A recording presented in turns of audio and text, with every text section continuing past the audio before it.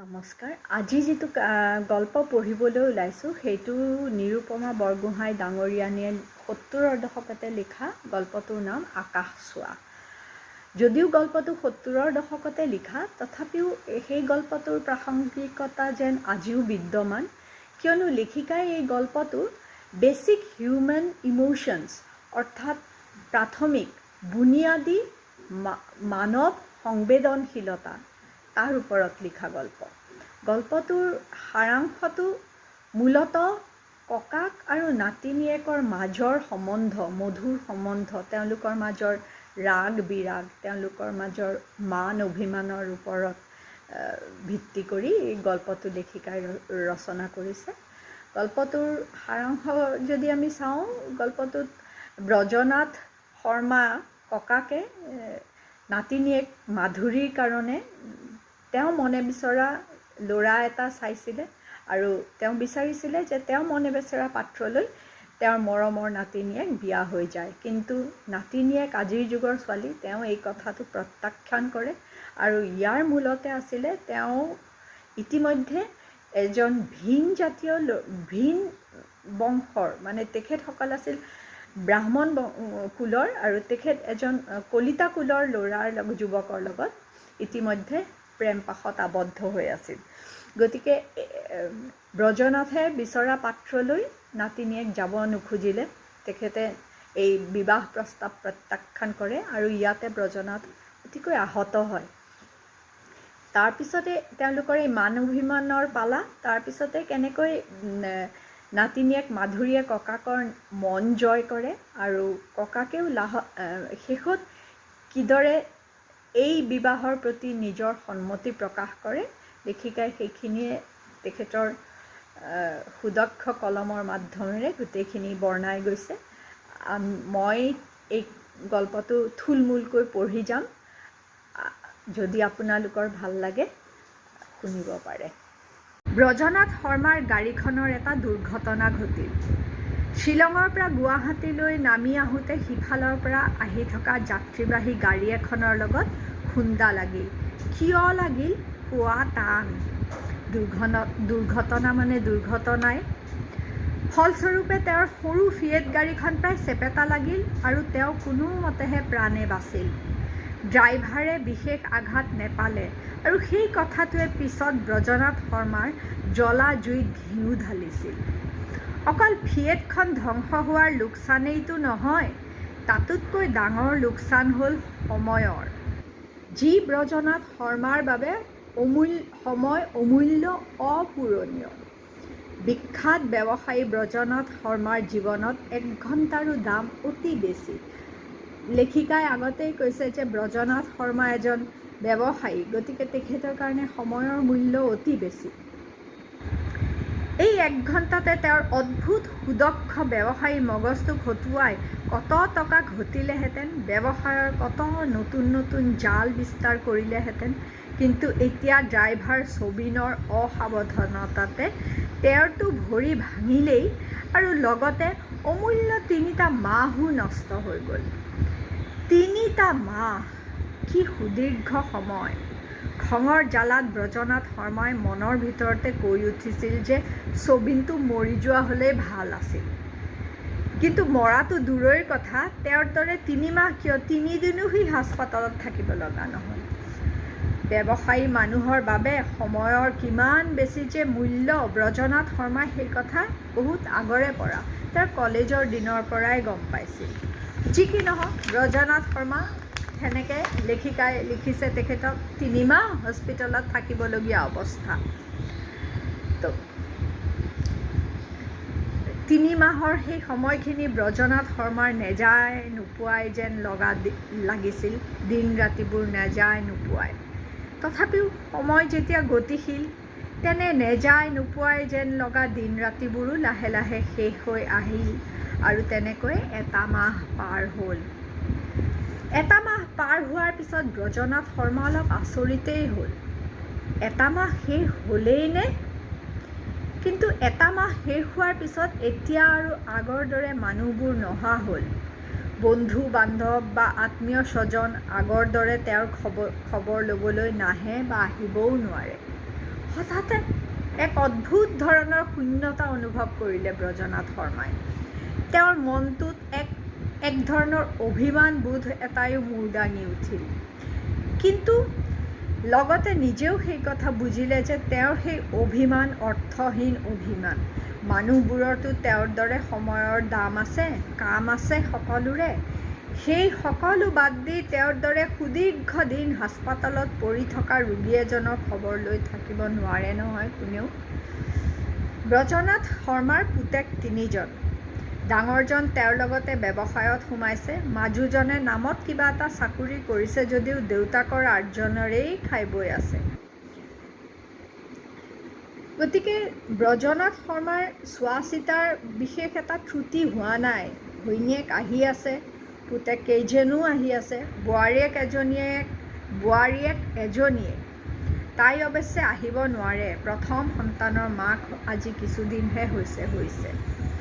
কিন্তু ঘৈণীয়েকৰ উপস্থিতিয়ে তেওঁৰ সময়বোৰ তেনেকৈ পাতল কৰিব নোৱাৰে, বৰং বেছি গধুৰহে কৰি তোলে বুলি ক'ব পাৰি। গিৰিয়েকৰ দুৰ্ঘটনাই মানুহজনীৰ মুখখন যি ক'লা মেঘেৰে ঢাক খুৱালে, আৰু সেই মুখৰ হাঁ হুমুনিয়াহৰ বাহিৰে আন যেন একোৱেই ওলাব নোখোজে। অৱশ্যে তেওঁৰ এনে অৱস্থাত ঘৈণীয়েকৰ হাঁহি ফূৰ্তি ভৰা মুখ এখন যে তেওঁৰ সহ্য হ'লহেঁতেন, তাতো সন্দেহৰ অৱকাশ আছে। সি যিয়ে নহওক, জীৱনত ব্ৰজনাথ শৰ্মাই ব্যৱসায়ৰ বাহিৰে আন একোকেই নাজানিলে, আন একোহতে ইণ্টাৰেষ্ট ল'বলৈ নিশিকিলে। টকা আৰ্জনৰ বাবেই তেওঁ কেৱল টকা আৰ্জি গৈছে, টকা আৰ্জাই যেন তেওঁৰ ধ্যান আৰু ধাৰণা, ধ্যান আৰু জ্ঞান। টকাই সেই টকাৰ বিনিময়ত পৃথিৱীৰ বহুতো কথাই যে নিজৰ মনোনীত কৰি লৈ তাক উপভোগ কৰিব পাৰি, ব্ৰজনাথ শৰ্মাই তাক কোনোদিনেই গম নাপালে। ব্যৱসায় কৰা আৰু সংসাৰৰ প্ৰাত্যহিক কাম কাজ কিছুমান কৰি সময় খৰচ কৰাৰ বাহিৰে যে আন আৰু কিবা কথাত সময় খৰচ কৰিব পাৰি, সেই কথা ভবাৰে কোনোদিন অৱকাশ নাছিল এই ব্যস্ত মানুহজনৰ। গতিকে সেই মানুহেই যেতিয়া ব্যৱসায়ত লগাব নোৱাৰা অখণ্ড সময়ৰ মুখামুখি হ'ল, ব্ৰজনাথ শৰ্মাৰ অৱস্থা হ'ল পানীত হাঁহ নচৰাৰ দৰে। পানীত পৰা যদি মাছ আহি মাটিত পৰে, হেনে। কিতাপ পত্ৰৰ লগত ব্ৰজনাথ শৰ্মাৰ আন একোৰে লগত নথকাৰ দৰেই সম্পৰ্ক। অৱশ্যে খবৰৰ কাগজখন তেওঁ হ'লে পঢ়ে, ট্ৰিবিউন আৰু দৈনিক অসম দুয়োখনেই তেওঁ পঢ়ে। কিন্তু সেই দুখন কাগজে তেওঁৰ সুদীৰ্ঘ সময়ৰ কিমাননো খৰচ কৰিব পাৰিব। গতিকে সন্মুখৰ আৰু 2 মাহৰ কথা ভাবি ব্ৰজনাথ শৰ্মা শিয়ৰি উঠিব, তাত একো আচৰিত হ'বলগীয়া নাই। তেনে অৱস্থাৰ সম্ভাৱনাৰ আগতে মানুহজনে ড্ৰাইভাৰ ছবিনৰ উদ্দেশ্যে আৰু এবাৰ ভয়ংকৰ গালি শপনি পাৰিবলৈ ধৰিলে। আৰু ঠিক তেনে সময়ৰ এটা দিনৰ এটা আবেলি মাধুৰী উপস্থিত হ'লহি। তিনোপাল ব্যৱহাৰ কৰি ধোৱা নীলা পাৰিৰ শুদ্ধ বগা চাদৰ এখন আলফুলে মেৰুৱাই থৈছে লাহি দেহাটো। বতাহত কপালৰ আগত ওলমি থকা চুলিকেইডাল অলপ অলপ কঁপিছে। দোতালালৈ উঠি অহাৰ পৰিশ্ৰমতে বোধহয় নাকৰ আগত বিন্দু বিন্দু মুকুতা। মিহি বগা ধুনীয়া মুখখনৰ আটাইতকৈ দৰ্শনীয় বস্তু উজ্জ্বল গভীৰ ক'লা চকুজুৰিত বিষাদৰ পৰিৱৰ্তে ফুটি উঠিছে এক কৌতূহলৰ তীৰ-বিৰণী। ছোৱালীজনীৰ উপস্থিতিত মুহূৰ্ততে যেন 4 নম্বৰ কোঠালীটোৰ এই এমাহৰ বেমাৰী বিষাক্ত পৰিৱেশটো ছিন্ন ভিন্ন হৈ গ'ল। বন্ধ কৰি থোৱা দুৱাৰখন ঠেলি হঠাতে সোমাই আহিল যেন এক শুভ্ৰ সতেজ ফুলৰ সুবাস। আৰু কথাটো একেবাৰে আক্ষৰিক অৰ্থতেই সঁচা। শুভ্ৰ বসনা ছোৱালীজনীৰ হাতত সঁচাকৈ এথোপা খৰিকা যায়। তাইৰ মুখৰ হাঁহিটো ফুলৰ দৰেই যেন আছিল কোমল।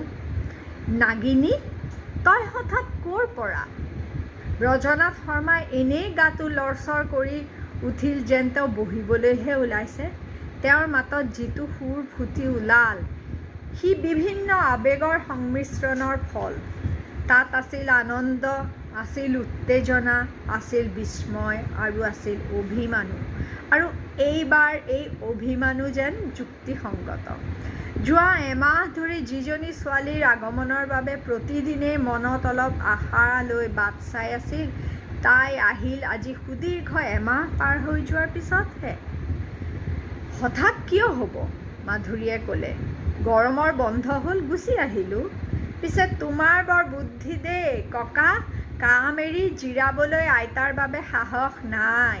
সেই একেবাৰে এক্সিডেণ্ট এটাকে কৰি 3 মাহৰ জিৰণি যোগাৰ কৰি ল'লা। মাধুৰীয়ে খিলখিলাই হাঁহি উঠিল আৰু ককাকে কিবা এটা কোৱালৈ বাট নেচাই ইফালে সিফালে চাই কাঁচৰ গিলাচ এটা মেজ এখনৰ ওপৰত থকা দেখি তাৰ ওচৰত পানীৰে ভৰি থকা বটলটোলৈ লক্ষ্য কৰি ক'লে, ককা, পানী খোৱা যদি খাই লোৱা, মই কিন্তু গিলাচত ফুলবোৰ সজাই থ'ম। পিছৰ বাৰহে আন এটা গিলাচ আনিম। ব্ৰজনাথ শৰ্মাৰ কাণত যেন সেই কথা সোমোৱা নাই। তেওঁ আগৰ সুৰতে অভিমান কৰি কৈ গ'ল যে ইমানবোৰ মানুহ আহিলে, কিন্তু তোমাৰ ইমান দিনেও আহিবৰ সময় নহ'লনে? এই কথাখিনি কোৱাৰ পিছতে ধেমেলীয়া সুৰেৰে মাধুৰীয়ে ক'লে, মিচিকিয়াই হাঁহি। মাধুৰীয়ে সৰু ল'ৰাৰ অভিমান ভৰা কথা শুনি মাকে হঁহা প্ৰশ্ৰয় আৰু চেনেহ মিহলি হাঁহি মাৰি ক'লে, আজি ৰজনীতে হয়েছে সময়, এসেছি বাসব দত্তা। ককা, তুমি এনেই অভিমান কৰিছা। যোৱা এটা মাহৰ মানুহৰ ভিৰত আহি মই তোমাৰ কি উপকাৰ কৰিলোহেঁতেন কোৱাচোন? কিন্তু এতিয়া তোমাৰ খবৰ কৰা মানুহ পাতলি আহিব। এতিয়াহে তুমি বৰ বৰ হৈ যাবা। সেই হিচাপ কৰিয়ে মই সন্মুখৰ 2 মাহৰ গৰমৰ বন্ধ হাতত লৈ আহিছোঁ। তোমাৰ এক্সিডেণ্টৰ খবৰ পাই দৌৰি আহি 2-4 দিন থাকি যোৱাতকৈ এনেকৈ এতিয়া 2 মাহৰ বাবে অহাটো বেছি ভাল হোৱা নাই জানো? মইতো সেই হিচাপকে কৰিলোঁ যে পিছৰ সময়ডোখৰ খবৰ ল'বলৈ অহা শুভাকাংক্ষীৰ ভিৰ ইমান কমি যাব যে তুমি অকলে অকলে পাগল হৈ যাবা। আকৌ এবাৰ হাঁহিলে মাধুৰীয়ে। অৱশ্যে তুমি মৰিবলৈ ওলোৱা বুলি শুনিলে শেষ দৰ্শনৰ বাবে ঠিকেই আহিলোহেঁতেন। ব্ৰজনাথ শৰ্মা এবাৰ গলি গ'ল। তেওঁৰ আদৰৰ নাতিনীজনীৰ কথা বতৰাবোৰৰ ধৰণবোৰ যদিও একে আছে, তেওঁৰ প্ৰতি মৰম আৰু তেওঁৰ সুখ দুখৰ প্ৰতি মনোযোগ সেই আগৰ দৰেই অক্ষুণ্ণ হৈ আছে। মাধুৰী ব্ৰজনাথ শৰ্মাৰ বৰ জীয়েকৰ প্ৰথম সন্তান, অৰ্থাৎ নাতি-নাতিনীসকলৰ ভিতৰত প্ৰথম। তেওঁৱেই তাইৰ নামটো ৰাখিছিল মাধুৰী। মাধুৰীৰ জন্মৰ সময়ত তেওঁৰ জীয়েক তেওঁলোকৰ ঘৰত আছিলহি। ফুলকলিৰ দৰে নাতিনীজনীৰ জন্মৰ প্ৰথমবাৰৰ বাবে ককাদেউতাক হোৱা ব্ৰজনাথৰ আনন্দৰ সীমা পৰিসীমা নাছিল। চহকী মানুহ, মনত আনন্দ, আত্মীয় স্বজন, বন্ধু বান্ধৱ। নাতিনীৰ জন্ম উপলক্ষে তেওঁ মাছ মিঠাই দুয়োবিধেই ভগাই দিছিল। মাধুৰী নামটো তেওঁ ৰাখিছিল আৰু আদৰতে ঘৰত মাতিছিল মৌ বুলি। কিন্তু এতিয়া সেই মৌ মাধুৰীক তেওঁৱে আকৌ এটা নতুন নাম দিছে, নাগিনী। ডাঙৰ হৈ অহাৰ পিছৰে পৰা এই প্ৰাণসমা নাতিনীজনীয়ে তেওঁক সিমান সুখ দিয়া নাই। তাইৰ অন কোনো কথা অৱশ্যে তেওঁৰ মনস্তাপৰ কাৰণ হোৱা নাছিল। পঢ়া-শুনাত তাই চোকা আছিল, ব্যৱহাৰত সাদৰী। আজিকালি বহুত ল'ৰা-ছোৱালীৰ দৰে পোছাক সৰ্বস্ব বা উদ্দণ্ড মুঠেই নহয়, কিন্তু ছোৱালীজনী অলপ বিপ্লৱী ধৰণৰ। ককাকে তেনেকেই ভাবে, অৰ্থাৎ ব্ৰজনাথ শৰ্মাই তেনেদৰেই ভাবে। ব্যৱহাৰত ইমান সাদৰী, ইমান মৰমীয়াল, অথচ কেতিয়াবা কথাবোৰ শুনিলে তাইক বৰ কঠুৱা যেনো লাগে। মাধুৰীয়ে তেওঁক প্ৰথম দুখ দিলে যেতিয়া তাই অনাৰ্ছ লৈ BA পঢ়ি আছিল। তাইক বিয়া দিবলৈ হেঁপাহ কৰি তেওঁ প্ৰশান্ত বৰুৱা নামৰ ল'ৰা এজন ঠিক কৰিছিল। এই ল'ৰাজন দেখনীয়াৰ, সচ্চৰিত্ৰৱান, স্বাস্থ্যৱান, পৰিশ্ৰমী আৰু ভদ্ৰ। ল'ৰাজনে ব্যৱসায় কৰে। কম বয়সতে সি যথেষ্ট ব্যৱসায় প্ৰতিভা দৰ্শাইছে। এই কথাটোত বিশেষকৈ প্ৰশান্তক তেওঁৰ বৰ পচন্দ হৈছিল। খোৱাজিয়াৰ লক্ষণ আছে ল'ৰাটোৰ। বৰ হেঁপাহ আছিল তেওঁৰ মৰমৰ নাতিনী মাধুৰীৰ লগত বিয়া দি প্ৰশান্তক নাতি জোঁৱাই হিচাপে পাবলৈ। কিন্তু সেই আশা একে আঘাততে চূৰ্ণ বিচূৰ্ণ কৰি দিছিল মাধুৰীয়ে। মোৰ বিয়া প্ৰশান্ত বৰুৱা নামৰ সেই বিজনেছমেন ল'ৰাজনৰ লগত। মাধুৰীৰ হাঁহিৰ উৎসাহত যেন ভাঙিয়ে পৰিব পৃথিৱী। পৃথিৱীত ইয়াতকৈ হাস্যকৰ অসম্ভৱ কথা যেন আৰু একোৱেই নাই। ককাৰো যে আৰু মেটচ মেকিং। তোমাক চকুৰ আগত জন্মৰ দিন ধৰি দেখি অহাৰ পাছত মই আকৌ বিজনেছমেন বিয়া কৰামনে? পাগল নেকি? তেনে মানুহ মই তেজ মাংসৰ মানুহজনীতকৈ সদায় টকাৰ ভাৱমূৰ্তিকে বেছি মূল্য দি চলিব। এই বিয়াৰ কথা তুমি কল্পনাতো নাভাবিবা ককা। তাৰপিছত তাই ককাকৰ মূৰটো তাইৰ কোমল বাহুৰে মেৰিয়াই ধৰি কৈছিল, ককা তোমাক মই জোকাইছোঁহে দেই, তুমি কিন্তু হৃদয়হীন বিজনেছমেন নোহোৱা। প্ৰশান্তৰ লগত বিয়া নহ'ল মাধুৰীৰ। ব্ৰজনাথ শৰ্মাৰ ঘৰত থাকি কটন কলেজৰ পৰা BA পাছ কৰাৰ পিছত জালুকবাৰীৰ হোষ্টেলত থাকি ইংৰাজীত MA পাছ কৰি মাধুৰীয়ে কহিমা কলেজত চাকৰি কৰিবলৈ নগালেণ্ডলৈ গুচি গৈছিল। ইফালে প্ৰশান্তক বিয়া নকৰোৱাৰ যুক্তি যে তাইৰ মাথো চল, সেই কথাৰ প্ৰমাণ ওলাই গ'ল তাইৰ MA পঢ়ি থাকোঁতে। ব্ৰজনাথ শৰ্মাই আকৌ দ্বিতীয়বাৰৰ বাবে নাতিনীয়েকৰ বিয়াৰ কাৰবাৰত লাগি দ্বিতীয়জন ভাল ল'ৰা বন্দবস্ত কৰিছিল। নলিনী শৰ্মা, মেজিষ্ট্ৰেট। আকৌ এইবাৰো ব্ৰজনাথ শৰ্মাৰ বুকুত খুন্দা লগাই মাধুৰীয়ে জোৰে হাঁহি উঠি কৈছিল, মেজিষ্ট্ৰেট? বাপৰে বাপ, যিহে দিনকাল পৰিছে। আজি বোলে টকা দিলেও বস্তু নাই, বস্তু থাকিলেও দাম জুই চাই, ব্লেক মাৰ্কেট, আকাল, দুৰ্ভিক্ষ, বানপানী, হেজাৰ সমস্যা। শাসন কাৰ্যত থকা অফিচাৰসকলৰ চিন্তাত টোপনি আহেনে নাই মোৰ সন্দেহ। ব্যৱসায়ীয়ে যদিওবা এবেগতলৈ হ'লেও ঘৈণীয়েকৰ কথা ভাবিব পাৰে, মেজিষ্ট্ৰেটে তাকো নোৱাৰিব। তেনে মানুহক বিয়া কৰাই মোক জ্বলা জুইত জাপ মাৰিবলৈ দিয়ানে ককা? এইবাৰেই সকলোৰে মনলৈ সন্দেহ আহি গ'ল যে কথা বেলেগ। মাধুৰীৰ বিয়া নকৰোৱাৰ যুক্তিৰ আঁৰত অইন কিবা আছে। তাৰ পিছত তেওঁলোকে গম পাইছিল শৈলেনৰ কথা। শৈলেন বৰা বামুণ নহয়, ধনী মানুহৰ ঘৰৰ নহয়। মাধুৰীৰ লগত একেলগে একে বিষয়তে পাছ কৰি ডিমাপুৰৰ কলেজত কামত সোমাইছিল। তাৰ ঘৰো ডিমাপুৰতে। আৰু নাতিনী নাগিনী হোৱাৰ ৰহস্যও ভেদ হৈ গ'ল। কলেজৰ কামত সোমাইছে অৰ্থাৎ ভাত নিমিলা চাকৰি। স্বাস্থ্য চেহেৰাও সুবিধাৰ নহয়। সাহিত্য চৰ্চাৰ নিচিনা একেবাৰে অনাঅৰ্থকাৰী কাম এটা কৰাৰো অভ্যাস আছে। তাতে গল্প উপন্যাসো নহয়, কিবা গধুৰ প্ৰবন্ধহে লেখে বোলে। ব্ৰজনাথ শৰ্মাই জীৱনৰ আটাইতকৈ ডাঙৰ আঘাতটো পালে। আঘাতটো বেছি মাৰাত্মক হ'ল এইবাবেই যে পৃথিৱীৰ সকলোতকৈ প্ৰিয়জনৰ পৰা সেই আঘাতটো পাইছিল। হাস্পাতালৰ পৰা মাধুৰী ৰাতি 8:30 বজাত গুচি গ'ল। সৰু মোমায়েকে ভাত লৈ আহিছিল। ককাকক খুৱাই বুৱাই তাই গ'ল। সেই মোমায়েকৰ কলেজ বন্ধ, গতিকে ৰাতি বৰ্তমান সিয়ে দেউতাকৰ লগত থকাৰ কথা।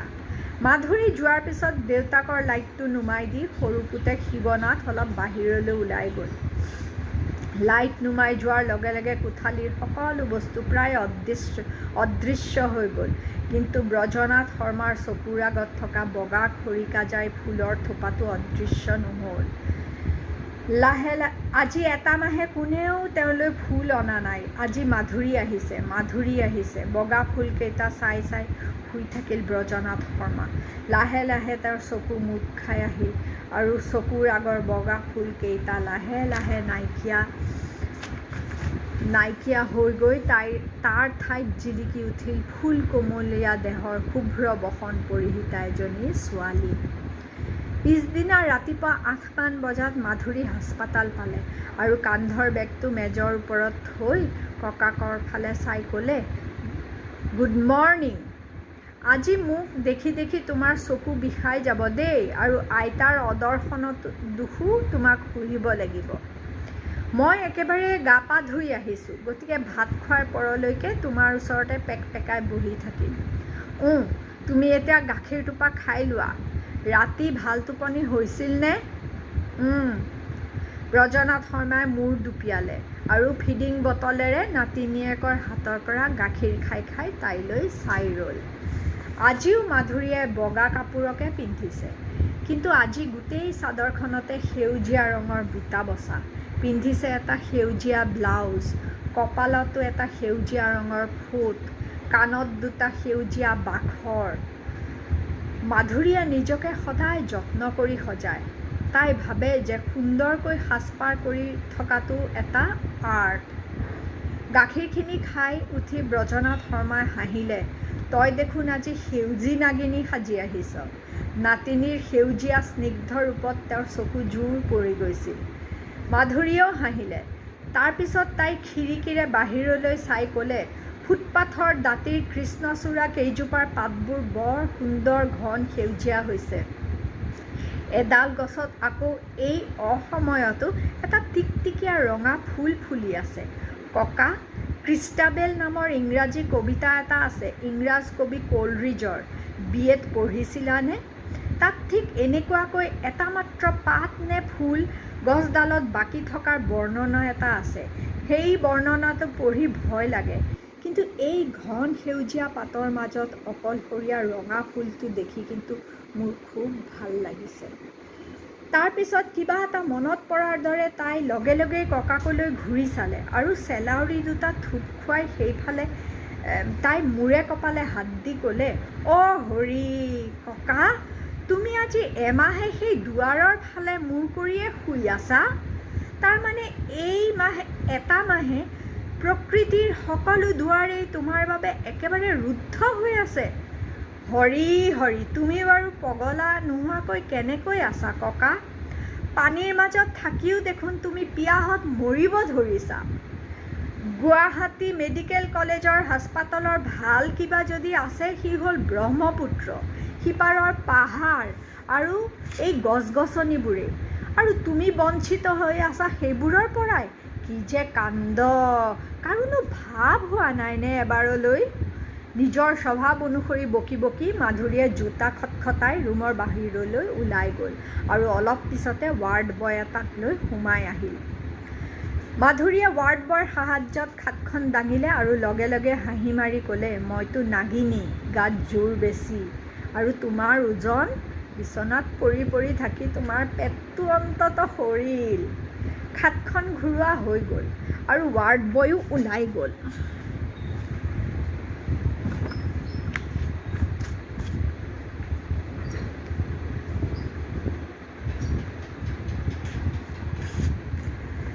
মাধুৰীয়ে খিৰিকীৰ ওচৰলৈ গৈ পৰ্দাখন ভালকৈ কুচাই দিলে। মে' মাহৰ উজ্জ্বল নীল আকাশ দেখা গ'ল। ৰ'দৰ প্ৰখৰতা বঢ়া নাই, গতিকে আকাশৰ ৰং তেতিয়াও স্নিগ্ধ কোমল হৈয়ে আছে। আকাশৰ গাত আউজি থকা ব্ৰহ্মপুত্ৰৰ সিপাৰৰ পাহাৰৰ শাৰীবোৰ প্ৰথমে সেউজীয়া হৈ শেষত ক্ৰমে নীলা হৈ গৈছে। নীলা আকাশৰ বুকুত কাউৰী নে শগুন ধৰিব নোৱাৰি উৰি আছে চক্ৰাকাৰে। তলত ব্ৰহ্মপুত্ৰৰ বিশাল জলধাৰা তলমলাই আছে। তোমাৰ এতিয়া অলপ ভাল লগা নাইনে ককা? তোমাৰ ৰুমৰ দুৱাৰখন বা দুৱাৰৰ ফাকেৰে দেখা সিমূৰৰ জেনেৰেল ৱাৰ্ডটোৰ দুৰ্দশাগ্ৰস্ত ৰোগীবোৰৰ এমাহ ধৰি চাই থকাৰ পিছত এই পৰিৱৰ্তনটো নিশ্চয় ভাল লাগিছে। অঁ, নেলাগিব কিয়? ব্ৰজনাথ শৰ্মাই সন্মিত মুখেৰে ক'লে। ব্ৰজনাথ শৰ্মা ব্যৱসায়ী মানুহ। প্ৰকৃতিৰ লগত তেওঁৰ কোনোদিনে কোনো সম্পৰ্ক নাই। জীৱনত প্ৰকৃতিৰ স্পৰ্শৰ কিবা প্ৰয়োজন আছেনে নাই এদিনলৈও ভাবি চোৱাৰ অৱসৰ বা দৰকাৰ হোৱা নাই।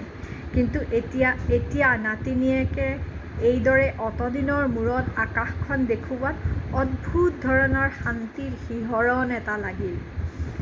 অসহ্য গৰমত ছটফটাই থকা মানুহ এজনে যেন সন্ধিয়াৰ শান্ত শীতল পুখুৰীৰ পানীত গা জুৰ পেলালে। মাধুৰীৰ ভাষাৰ অভাৱ নাই। আকৌ ক'লে, ককা, দুজন মানুহে একেখন খিৰিকীৰে মূৰ উলিয়াই বাহিৰলৈ চাইছিল। এজনে দেখিলে ওপৰৰ আকাশ, আন এজনে দেখিলে তলৰ বোকা। তোমাৰ অৱস্থাও অতদিনে সেই বোকা দেখা মানুহজনৰ দৰেই হৈ আছিল। অথচ এই একেটা ঘৰতে একেখন বিচনাতে তুমি আজি আকাশ দেখা পালা। ককা, আকাশ দেখা পোৱা বোধহয় বৰ দৰকাৰ। আকাশে বোধহয় মানুহৰ মন কিছু উদাৰ আৰু নিৰ্মল কৰে। জানা ককা, মোৰ লগত পঢ়া ছোৱালী এজনীৰ বায়েক ভিনীয়েক বিলাতত থাকে। বহুত বছৰৰ মূৰত ভাৰতলৈ আহিল আৰু বন্ধুৰ মাকে কিবা কিবি কথাত বিলাতী নাতিনীয়েকৰ ব্যৱহাৰত অসন্তুষ্ট হৈ মন্তব্য দিলে, ইয়াৰ মনটো দেখোন বৰ ঠেক হৈ আছে অ'। ইহঁতে বিলাতত থাকিলেওনো এনে সৰু মনৰ হ'ব লাগেনে? আচলতে সেই ঠাইত আকাশ নেদেখে নহয়, সেইকাৰণে হয়তো এনেকুৱা হৈ আছে ই। মাধুৰীৰ হাঁহিত ব্ৰজনাথ শৰ্মায়ো যোগ দিলে আৰু ক'লে, মানুহগৰাকীয়ে বোধহয় ঠিকেই কৈছে মোক, আকাশখন মানুহক লাগে। মাধুৰীৰ মুখত এটা সন্তুষ্টিৰ হাঁহি ফুটি উঠিল। 11 মান বজাত ঘৰৰ পৰা ভাত আহিল। মাধুৰীয়ে সযতনে ব্ৰজনাথ শৰ্মাক খোৱালে আৰু তাৰপিছত তাই ঘৰলৈ যাবলৈ ওলাল। ককা, মই আবেলি আহিম। মই খিৰিকীৰ পৰ্দাবোৰ টানি দি যাওঁ, তুমি অলপ শুই থাকিবলৈ যত্ন কৰা। এতিয়া আৰু আকাশখন চাই ভাল নেলাগে, কাৰণ ৰ'দে চকুত চাট মাৰি ধৰিব। মাধুৰীয়ে পৰ্দাখন টানি দিলে। ব্ৰজনাথ শৰ্মাৰ চকুৰ পৰা আকাশখন অদৃশ্য হৈ গ'ল। আবেলি মাধুৰী আইতাকৰ লগত আহিল। ককাকক মুখ ধুৱাই দিলে, তাৰপিছত চাহ জলপান খোৱালে। আইতাকে ক'লে, এইজনী আহি আমাক বৰ তৰিলে। আপোনাৰ বাবে থকা চিন্তাৰ বোজা এই মোৰ পৰা আধামান নমালে। ৰাতিপুৱাতে মাধুৰীয়ে ফুলদানি এটা আনি ফুলবোৰ সজাই থৈছিল। এতিয়া তাৰ লেৰেলি যোৱা 2-3 মাহ ফুল বাছি বাছি তাই হাঁহি হাঁহি ক'লে, তোমাৰ কান্ধৰ গোটেইটো বোজা মোৰ কান্ধত জাপি দি বুঢ়া দুৰ্বল কান্ধখনক অলপ সকাহ দিয়াচোন আইতা। ব্ৰজনাথ শৰ্মাই ঘৈণীয়েকৰ ফালে চাই হাঁহি হাঁহি ক'লে, বুজিছানে, এই বুঢ়া বয়সত তোমাৰ নাতিনীয়ে মোক আকাশ চাবলৈ শিকাইছে। ঘৈণীয়েকে নিৰ্বিকাৰভাৱে ক'লে, তাইৰো যে আৰু কথা। নহয় হে, আকাশ চাই সঁচাকৈ বৰ বেলেগ ধৰণে ভাল লাগে। তাই ঠিকেই কৈছে, মনটো বৰ উদাৰ উদাৰ লাগি যায়। ঘৈণীয়েকে এইবাৰ এইবোৰ কথালৈ কাণ নিনিলে। তেওঁ ক'লে, গাড়ীখন নোহোৱাই আন অসুবিধাৰ লগতে বজাৰ সমাৰ কৰাৰো বৰ অসুবিধা হৈছে। আমাৰ উজান বজাৰত মাছ পাবলৈকে নোহোৱা হৈছে। ল'ৰাহঁতেনো গাড়ী নোহোৱাকৈ ফাঁচী বজাৰ পল্টন বজাৰ কেনেকৈ যায়? আপোনাক কিহেৰে ভাতমুঠি দিওঁ তাকে চিন্তা কৰি থাকোঁ। মাধুৰীয়ে হাঁহি হাঁহি খিৰিকীৰ কাষলৈ গৈ ক'লে, আইতা, তুমি মানুহজনী বৰ বেৰসিক। ককা, আইতা সেই তলৰ বোকাচোৱা মানুহজন নহয়নে? আকাশৰ ৰূপ চোৱাচোন, একেবাৰে লালে লাল। মাধুৰীয়ে পৰ্দাখন কুচাই দিলে আৰু তাৰপিছত গুণগুণাই উঠিল, The blessed demoiselle leaned out from the gold bar of heaven. Her eyes were deeper than the depth of water still that even. Brajanath শৰ্মাই নাতিনীয়েকৰ নিৰ্দেশ মতে আকাশলৈ চালে। তাৰপিছত তেওঁৰ নিশ্বাস এটা ওলাল। আকাশখন ইমান সুন্দৰ, দিনটোৰ ভিতৰতে সি কতবাৰ বৰণ সলায়, কিন্তু সেইবোৰলৈ নেচাওঁতে নেচাওঁতে জীৱনটো শেষ হৈ গ'ল। নাগিনী, তই এতিয়া মুখৰ ভিতৰতে গুণগুণাই কি পদ্য গালি অ'? মাধুৰীয়ে ককাকৰ ফালে হাঁহি ক'লে, ককা, ইংৰাজী সাহিত্যত ৰছেটি নামৰ এজন কবিৰ ব্লেছড ডেমোজেল নামৰ কবিতাটো। The blessed demoiselle leaned out from the gold bar of heaven. Her eyes were deeper than the depth of water still that even. বৰ ধুনীয়া কবিতাটো। সিদিনা মাধুৰী ৰাতিলৈ থাকিব নোৱাৰিলে। আইতাকেই কিবা এটা দৰকাৰত তাইক নিজৰ লগত লৈ গ'ল। তেওঁলোক যোৱাৰ পিছত সিদিনা সোনকালে সৰু পুতেকে ভাত লৈ আহিল। তাৰপিছত ৰাতি দেউতাকৰ শুবৰ পৰত সি পৰ্দাখন টানি দিব ওলোৱাত দেউতাকে বাধা দিলে। পৰ্দাখন টানিব নেলাগে দে, বৰ সুন্দৰ জোনাক হৈছে বাহিৰত। ইঞ্জিনিয়াৰিং পঢ়া পুতেকে খন্তেকৰ বাবে অবাক হৈ ৰ'ল। তাৰপিছত নিঃশব্দে দেউতাকৰ আদেশ পালন কৰিলে। পিছদিনা পুৱাৰে পৰা দবা-পিটা বৰষুণ হ'ল, কিন্তু সন্ধিয়াৰে পৰা আকৌ সমস্ত মেঘ আঁতৰি জোন ওলাল। ককাক নাতিনীয়েকক ক'লে, কালি ৰাতি মোৰ আকাশ চাই বহুতো টোপনি নধৰা সময় কাটি গ'ল। জোনাক ৰাতিৰ আকাশখন যে এনে আচৰিত হয়, মই কোনোদিন জনা নাছিলোঁ। সেই আকাশ চাই এই পৃথিৱীত থকা যেন আৰু নেলাগে। মাধুৰীয়ে হাঁহি হাঁহি ক'লে, ককা তোমাৰো কল্পনাৰ পাখি গজিবলৈ আৰম্ভ কৰিছে লাহে লাহে। তাৰপিছত তাই গুণগুণাবলৈ ধৰিলে, নীল গগনের ললাট খানি চন্দনে আজ মাখা, বাণী বনের হংস মিথুন মেলেছে আজ পাখা, পারিজাতের কেশর নিয়ে ধরায় শশী ছড়াও কিয়ে। সেয়া কি গান গাইছ মৌ? ককাকে সুধিলে। ৰবীন্দ্ৰ সংগীত ককা। চাওঁ মোৰ ওচৰত বহি গুণগুণাই গোটেই গানটো গাহিচোন। কিন্তু ওচৰৰ বেমাৰীসকলৰ অসুবিধা নহ'ব জানো? অসুবিধা হ'ব, সিহঁতৰ কাণ জোৰহে পৰিব। আৰু মোৰ ওচৰত সিটো ৰুমৰ তিৰোতাজনীয়ে যিহে ডাঙৰ ডাঙৰকৈ ট্ৰেঞ্জিষ্টৰ বজায়, তাৰ তুলনাত তোৰ গান। আহ মোৰ ওচৰত আহি বহহি। মাধুৰী বহিলহি আৰু অনুচ্চ সুৰত আৰম্ভ কৰিলে, চাঁদেৰ হাসিৰ বাঁধ ভেঙেছে, উছলে পড়ে আলো। ইয়াৰ পিছত ব্ৰজনাথ শৰ্মাই বাৰিষাৰ ক'লা মেঘে ঢাকি ধৰা গুৰুগম্ভীৰ আকাশখন দেখিলে। অ'ত ত'ত একোচপৰা নিৰুদ্দেশ যাত্ৰাৰ বগা মেঘৰ খণ্ড বুকুত লৈ থকা অলপ অলপ নীলা আকাশ দেখিলে। এন্ধাৰ ৰাতিৰ তৰাই বুটা বচা ক'লা আকাশ দেখিলে। আৰু তাৰ পিছত এদিন নাতিনীয়েকক সস্নেহে ওচৰলৈ আনি বহুৱাই লৈ লাহে লাহে ক'লে, নাতি জোৱাইটো যদি কেতিয়াবা গুৱাহাটীলৈ আহে, এবাৰ এই বুঢ়া পংগু ককাক তোৰ ওচৰলৈ লৈ আহিবি নে নাগিনী? লৈ আহিবি দেই। ককাকৰ ওচৰত বহি চুলিত হাত বুলাই থকা হাঁহিমুখৰ ছোৱালীজনীৰ হঠাতে চকুহাল পানীৰে উপচি পৰিল। মানে সৰ্বশেষত কাহিনীটো ইয়াতে শেষ। সৰ্বশেষত ব্ৰজনাথ শৰ্মাৰ মন গলিল। ধন্যবাদ।